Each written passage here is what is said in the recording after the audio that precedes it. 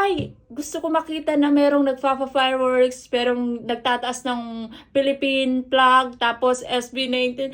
My God! Okay, 18, pag-usapan natin ngayon yung tungkol sa venue ng finale concert ng SB19, The Trilogy.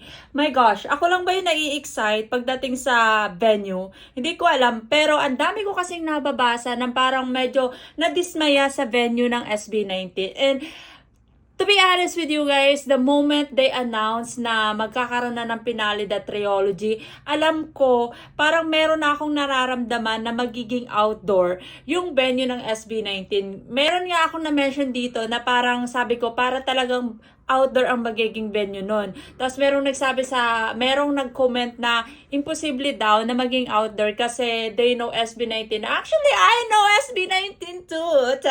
So, the reason why I have a feelings talaga before na para magiging outdoor nga yung venue ng concert nila is, first of all, trilogy. So, ibig sabihin, pinagsama-sama yung tatlo. Hindi ako naniniwala kasi that time na kung saan sila nagsimula, doon din sila magwawakas. Kasi sabi ko, kilala nyo ang SB19, lagi naglalagay ng SB19, the first Filipino who held a concert, blah blah blah.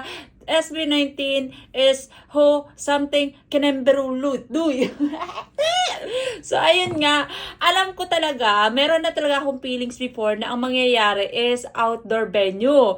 So, nung nalaman at nung nag-announce na nga sila finally na mangyayari sa SMDC ang venue ng kanilang finale concert, sabi ko, I knew it talaga, sabi ko ganyan. Dahil naglabas nga sila ng venue and everyone was shocked and saying like, bakit outdoor? Ang dami rin nagsasabi, hindi naman ganun karami, pero parang may mga ilan na didismaya na sabi daw matatanda na daw sila, hindi daw nila kayang makipag sabayan sa init kasi sobrang init daw doon. Meron din naman nagsasabi na paano nga kung umulan? Paano kung mabasa? Ganyan. So, ang lagay kasi is, for me kasi parang ang nangyari is, di ba nag-perform yung SB19 sa Akon dito sa Taiwan. And parang ganun yung magiging setup na parang 360 siya. And I was like, to those 18 na nagsasabi na hindi daw sila makakapunta, hindi daw sila pupunta kasi nga ganun yung venue. Dili man ako maniwala sa inyo, sold out na nga yung mga hotel sa gilid, tapos sasabihin ninyo na hindi kayo punta dahil ganun yung venue. At saka, I just want to tell you guys na kilala nyo ang SB19. They will never gonna make 18 disappointed sa mga ginagawa nila. And alam nyo naman na hindi sila papayag na basta-basta na lamang sila mag-produce ng isang project where the 18 di-disappoint. So, magtiwala lang kayo sa SB19 kasi tsaka sa Onesie kasi proven and tested naman ang SB19. They will organize pagdating sa mga ganyang event. At saka hindi ba kayo nai-excite na parang festival yung dating ng finale? And I was dreaming for that for a long time na sabi ko, oh my God, di ba gusto nyo silang makita? Gusto natin silang makita ng mag-perform sa Coachella, sa big festival. Now they gonna make it happen. So what is your problem, bitch? Oh my God, sorry.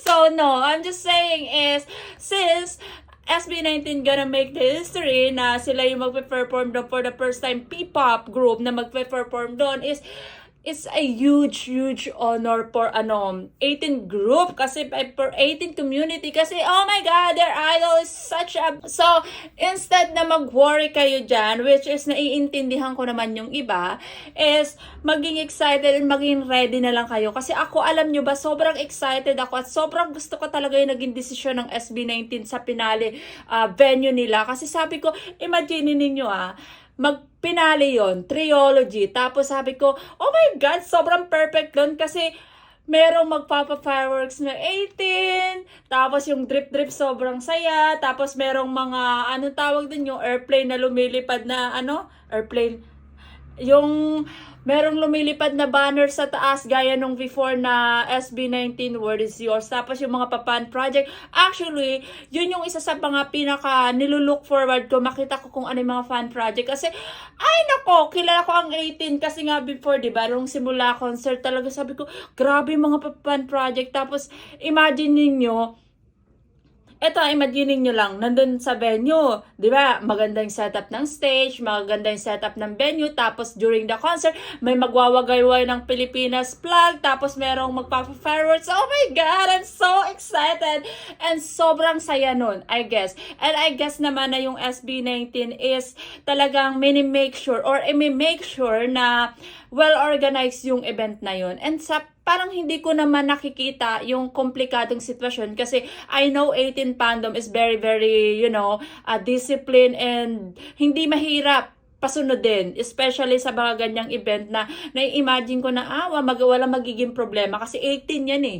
So, wag kayong mag-alala guys. Instead na mag-worry kayo, let's na lang, oh my God, na-excite talaga ako kasi napipicture ko na yung yung para magiging ganap na sabi ko, ay, gusto ko makita na merong nagfa-fireworks, merong nagtataas ng Philippine flag, tapos SB19.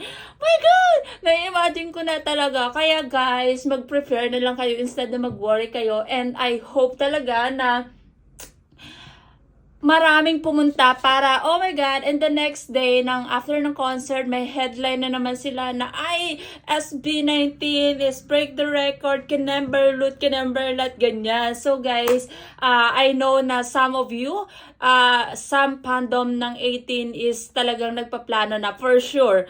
Nako, feeling ko talaga, nagpaplano na yan, especially the announcement ng pagkatapos na-announce na ng ticket. Nako, nakakaloka talaga. So, wag kayong mag-worry pagdating doon. And alam niyo sobrang sobrang honored talaga to sa 18 fandom na yung SB19 is magbe-break na naman ng record na sila yung P-pop group na kauna-unahan nag-perform sa SMTC, and that's a huge compliment para sa SB19. And let's just trust to 1Z and SB19. So, guys, I'm so excited na talaga. Yun lang naman ang aking gustong sabihin. Nakakaloka. I'm so excited.